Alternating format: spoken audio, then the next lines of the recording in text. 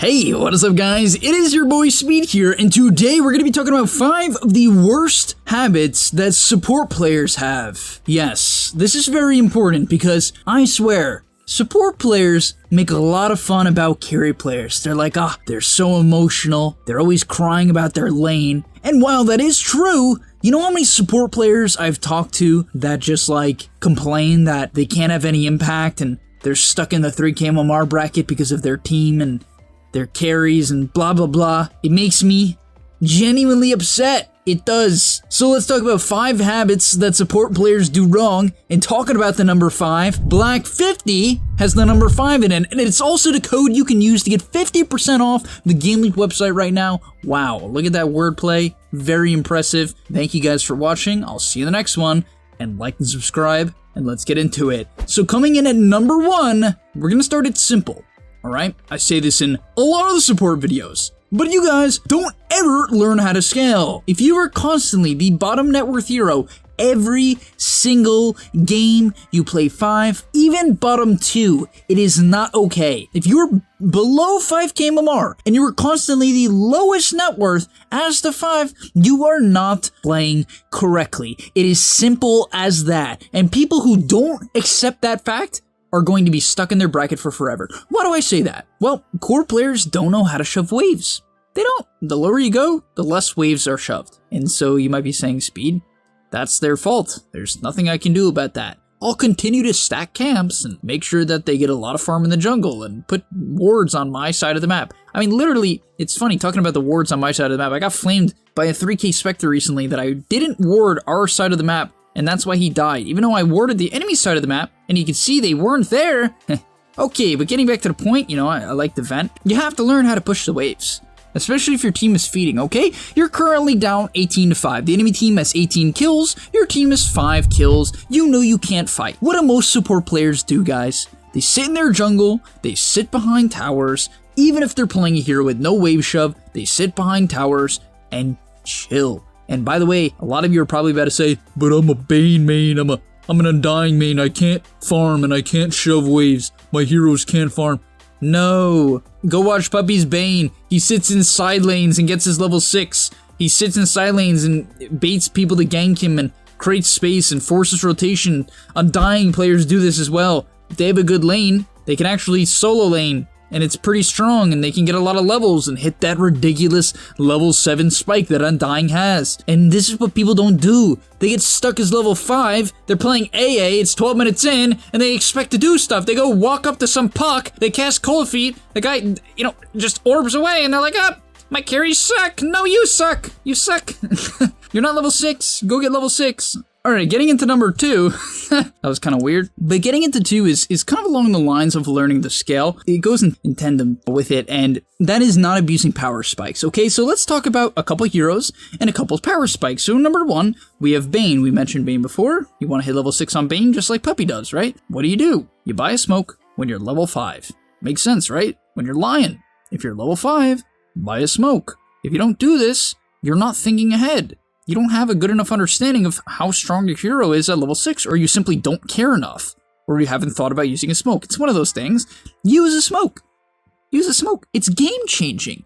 If you hit 6 and you instantly go get a kill with that 6 timing, you're going to have a lot more impact, because then you're going to have your ultimate 20 to 30 seconds faster, sometimes even 50 to 60 seconds faster, sometimes 2 minutes faster for some players. And that's game changing. It's completely game changing. There's Rubik players who hit 6 and then continue to shove waves. Guys, I'm all for pushing waves, right?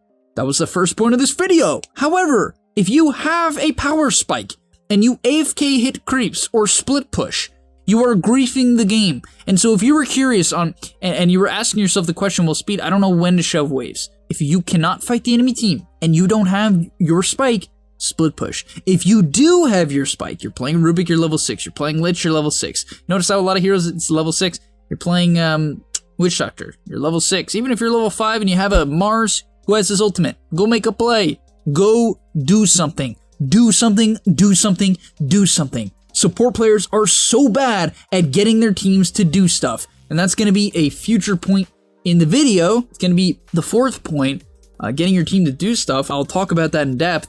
but please understand your spikes. It could literally even be a level 10 spike. Maybe you're playing Ogre, you want your Ignite DPS so you can split push better. Sure, go abuse it when you hit level 10 then, go shove more waves. If you're playing Wyvern and you're rushing an Orchid, make sure you get to that level 10. When you hit level 10, go for a solo kill. When you're playing Willow, you need to farm a lot more because you need to understand that your power spike is at level 12. And if you didn't know that, well, that's the first thing you needed to learn. You kind of have to look at when pros go aggressive, right? If you're curious on what power spikes are, usually it's your ultimate.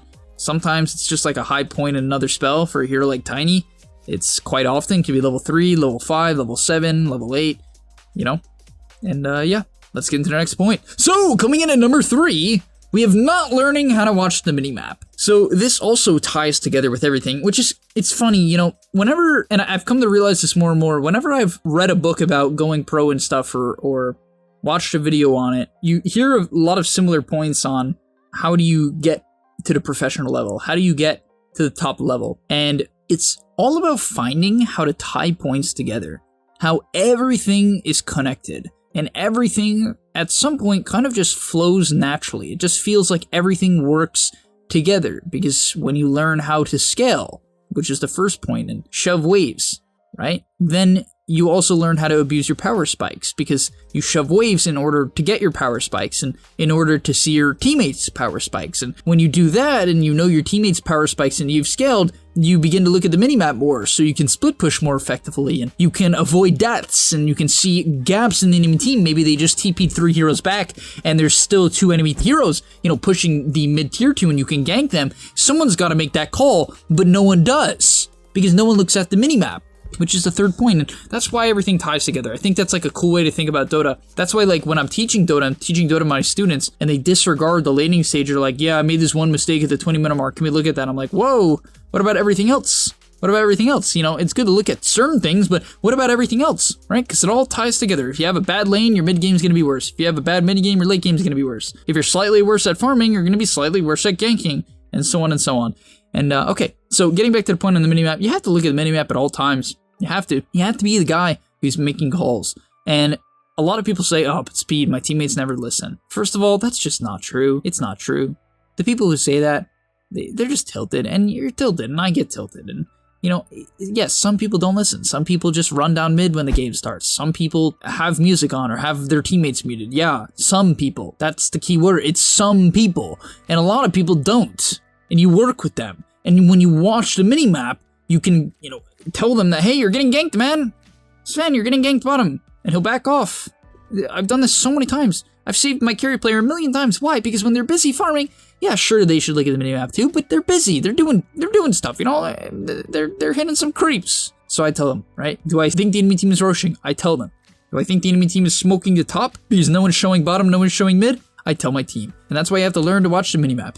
I mean, it's completely game-changing. Number 4, I mentioned it earlier, and that's learning how to smoke. Specifically, the mistake that people make, the worst habit that people make, is that they wait for all of their teammates to smoke. Or they wait for a verbal affirmation or a verbal okay to smoke. What I mean is, like, they'll be like, hey guys, can we smoke? Okay, fine. And then they just stand there, they're like, why isn't anyone responding? Why isn't anyone listening to me? I hate solo queue. No one listens to me. Blah, blah, blah. You know how I execute smokes in solo queue? Guys, please do this. It is going to change how you look at the game. I buy a smoke. I ping the smoke. If people don't come, I click the smoke. If it's mid-game, it's 9 minutes in, my mid laner is level 6, and I think he should gank a side lane, I'll ping top, I'll say, hey man, let's gank top, and I'll pop the smoke on him. 9 times out of 10 they come, because people realize smoke means gank.